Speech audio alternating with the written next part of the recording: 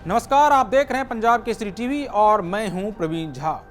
बिहार विधानसभा में सोमवार को मुख्यमंत्री नीतीश कुमार और स्पीकर विजय कुमार सिन्हा के बीच जोरदार बहस हुई थी, जिसकी वजह से स्पीकर विजय कुमार सिन्हा काफी नाराज हो गए थे और मंगलवार को सदन की कार्यवाही में भी उपस्थित नहीं हुए थे। इस पूरी घटना के बाद विपक्षी नेता सदन के अंदर और सदन के बाहर लगातार सीएम नीतीश कुमार पर हमलावर रहे।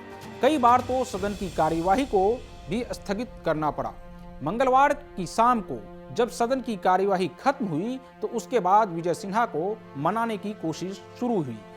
मुख्यमंत्री नीतीश कुमार और स्पीकर विजय कुमार सिन्हा के बीच कैसे सुलह कराई जाए, इसके लिए बीजेपी की तरफ से डिप्टी सीएम तारकेश्वर प्रसाद, स्वास्थ्य मंत्री मंगल पांडे और जेडीयू की तरफ से विजय कुमार चौधरी और विजेंद्र यादव जैसे जेडीयू नेता को इस काम के लिए लगाया गया। मंगलवार को देर शाम राज्य कैबिनेट की बैठक खत्म होने के बाद मुख्यमंत्री नीतीश कुमार सीधे विधानसभा पहुंचे, जहां पर पहले से ही दोनों दलों के कई वरिष्ठ नेता मौजूद थे। मुख्यमंत्री नीतीश कुमार और विधानसभा अध्यक्ष विजय कुमार सिन्हा की बैठक विधानसभा परिसर की एनेक्सी में हुई। सभी मंत्रियों की मौजूदगी में यह बात स्पष्ट की गई कि अपमानित करने की नीयत से कोई बात नहीं हुई थी। मुख्यमंत्री के वक्तव्य को लेकर अगर कोई गलतफहमी हुई है तो उसे दूर कर लिया जाए। एक एक मुद्दे पर चर्चा हुई और सभी तरह के गतिरोध को खत्म माना गया। बुधवार को विधानसभा की कार्यवाही शुरू हुई तो विजय सिन्हा सदन में मौजूद थे। ऐसे में उम्मीद जताई जा रही है कि सीएम नीतीश कुमार से स्पीकर विजय कुमार सिन्हा की नाराजगी दूर हो गई है।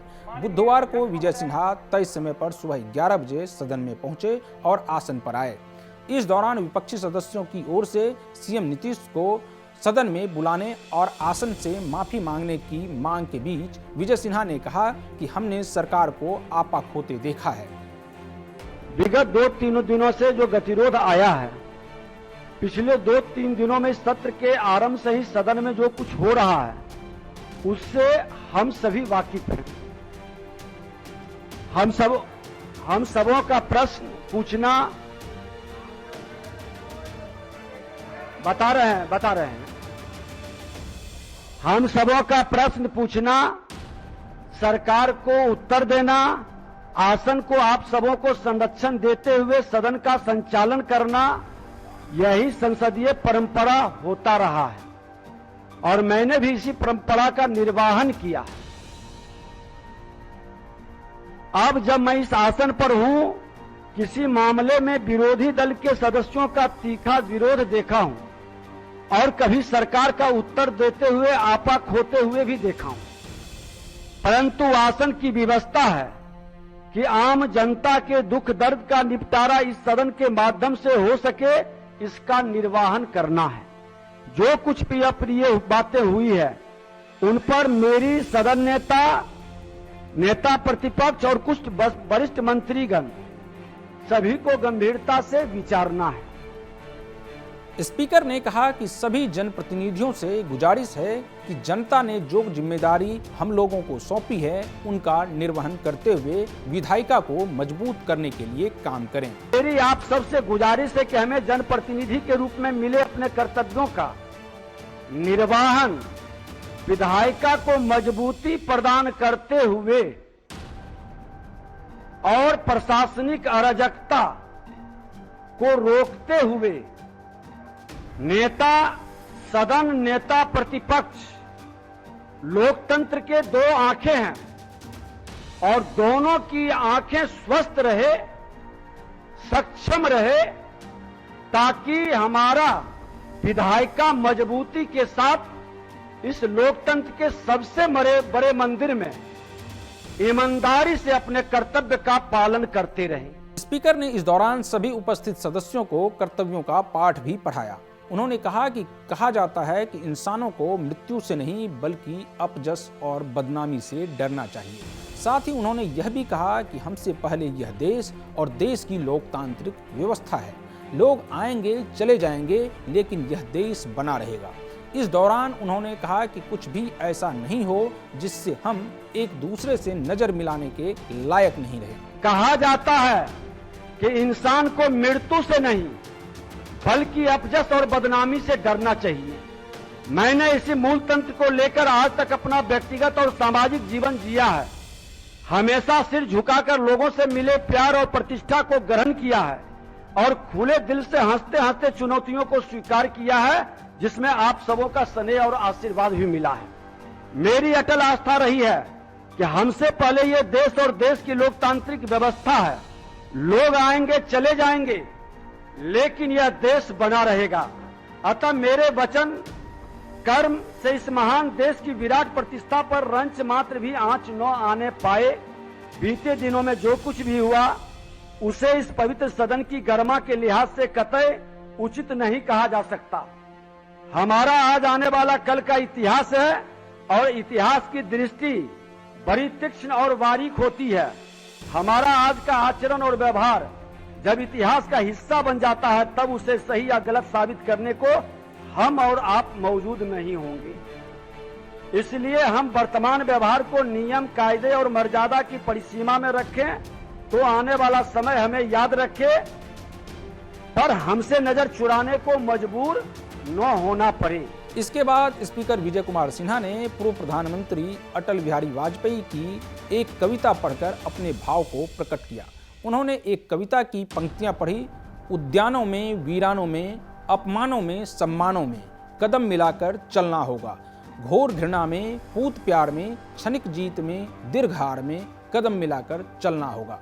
इस कविता के जरिए कम से कम अब यही उम्मीद जताई जा रही है कि सीएम नीतीश कुमार और स्पीकर विजय कुमार सिन्हा के बीच जो तकरार हुई थी वह अब दूर हो गई है। उजियारे में, अंधकार में, कलह कहार में, बीच धार में, घोर घृणा में, पूत प्यार में, क्षणिक जीत में, दीर्घ हार में जीवन के सत आकर्षक अरमानों को ढलना होगा, कदम मिलाकर चलना होगा।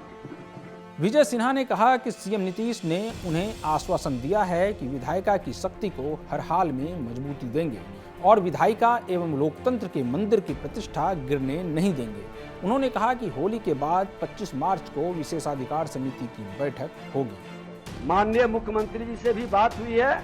उन्होंने विश्वास दिलाया है कि विधायिका की शक्ति को हर हाल में मजबूती देंगे और विधायक के लोकतंत्र के मंदिर की प्रतिष्ठा गिरने नहीं देंगे।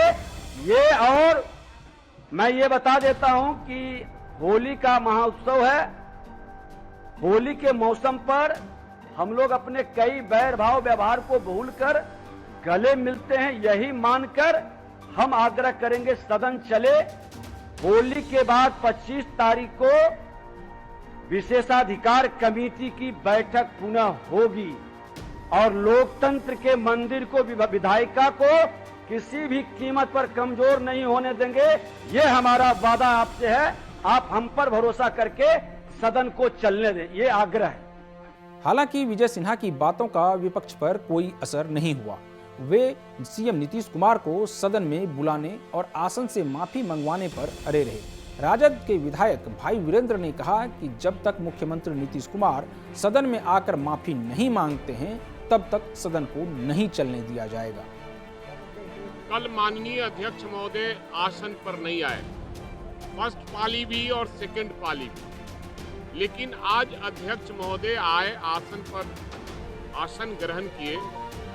हम सभी विपक्षी पार्टियों का एक ही मांग है कि रात के अंधेरे में क्या हुआ ये मैं नहीं जानता, लेकिन सदन शर्मसार हुआ है, आसन शर्मसार हुआ है, संविधान की धज्जियां उड़ाई गई है और पदाधिकारियों को बचाने का सारा उपाय किया जा रहा है। तो हम लोग का मांग एक ही है कि सदन में माननीय मुख्यमंत्री आवे और सदन और आसन से माफी मांगे और इस पर विमर्श होना चाहिए। बिना विमर्श हुए हम सदन नहीं चलने देंगे। ये हमारी मंशा नहीं है। हमारी मंशा है कि दूध का दूध और पानी का पानी अलग हो जाए, ताकि मुख्यमंत्री देश और दुनिया में शर्मसार किया है उन्होंने, और सब लोग उनके किए हुए काम की निंदा भी कर रहे हैं, लेकिन माननीय मुख्यमंत्री लजाने को तैयार नहीं है, माफी मांगने को तैयार नहीं है। और सदन चाहती है कि सदन से और आसन से वो माफी मांगे और इस पर विमर्श हो, तभी सदन चलेगी, नहीं तो नहीं चलेगी। ये आज की घटना नहीं, ये हमेशा इस तरह की घटनाएं घटती है। और जो ब्यूरोक्रेट हैं उनका राज चल रहा है, किसी का कोई काम नहीं हो रहा है, किसी को सम्मान नहीं मिल रहा है, सारे विधायक अपमानित होते रहे हैं। इसलिए सदन तभी चलेगा जब इन कार्यों पर विमर्श हो और माननीय मुख्यमंत्री आकर सदन से माफी मांगे। विपक्ष के हंगामे पर संसदीय कार्य मंत्री विजय चौधरी ने कहा कि सरकार और मुख्यमंत्री की कभी ऐसी मंशा नहीं रही है। उन्होंने विपक्ष पर हमला बोलते हुए कहा कि जिन्होंने आसन को पैरों तले रौंदा है वो आज आसन के सम्मान की बात कर रहे हैं। उन्हें सरकार या मुख्यमंत्री की कभी ऐसी मंशा या इच्छा हो नहीं सकती है। और आसन को इन्होंने से अपने पैरों से रौंद डाला था आसन को, वो आज आसन के सम्मान की बात कर रहे हैं। हम तो महोदय पोस्टर लेकर के नहीं, पोस्टर हटा लीजिए महोदय। आसन और आप स्वयं सभी चीजों के संज्ञान में है।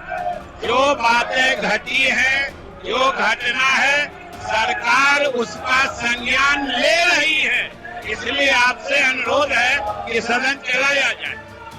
उप मुख्यमंत्री तारकिशोर प्रसाद ने स्पीकर विजय कुमार सिन्हा का शुक्रिया अदा किया और विपक्ष पर तंज कसते हुए कहा कि आज हमारे विपक्ष के साथी जिस प्रकार से सदन के प्रति चिंतित हैं, 23 मार्च 2021 की उस घटना को भूल गए जब आसन को विपक्ष ने रौंद दिया था।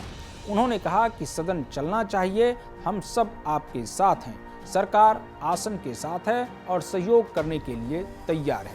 आज सदन में आने के बाद मैं आपके एक बार सुन लीजिए।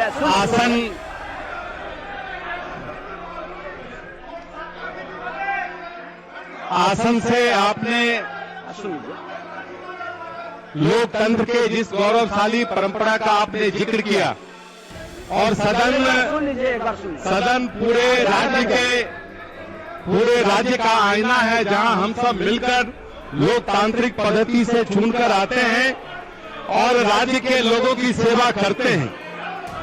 आज हमारे विपक्ष के साथी जिस प्रकार से सदन के प्रति चिंतित है, लगता है कि वो 23 मार्च 2021 का वो दिन वो भूल गए, जब विपक्षी साथियों के द्वारा आसन को किस तरह से रौंदा गया, किस तरह से वो काला दिवस था जो हमारे विपक्षी के साथियों ने आसन और पूरे सदन की जो स्थिति बना दी। लेकिन महोदय उसके बाद भी सदन चला, क्योंकि बिहार की जनता सर्वोपरि है और आपने इतने विस्तार से विद्वतापूर्ण, जिस प्रकार से आपने इतनी गंभीरता से बातें रखी है, सदन चलनी चाहिए। पूरे वर्ष में बजट सत्र का महत्व है। महोदय आपने जो वक्तव्य दिया है, हम सब आपके साथ हैं और सदन आप चलाएं, सरकार आपके साथ हमेशा सहयोग करने के लिए तैयार है।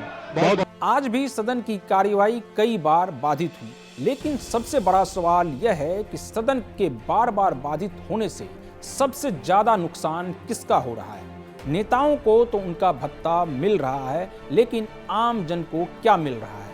आम जन की समस्याओं के समाधान के लिए इन लोगों को सदन में भेजा जाता है, लेकिन क्या ये उनकी समस्याओं को लेकर गंभीर हैं? ऐसे में क्या सत्ता पक्ष और विपक्ष को नहीं चाहिए कि इस मुद्दे का सही समाधान निकाले और आम जन की भलाई के लिए सदन को सुचारू रूप से चलने दें? तो आज के लिए बस इतना ही। आप देखते रहिए पंजाब केसरी टीवी और मुझे दीजिए अनुमति। नमस्कार।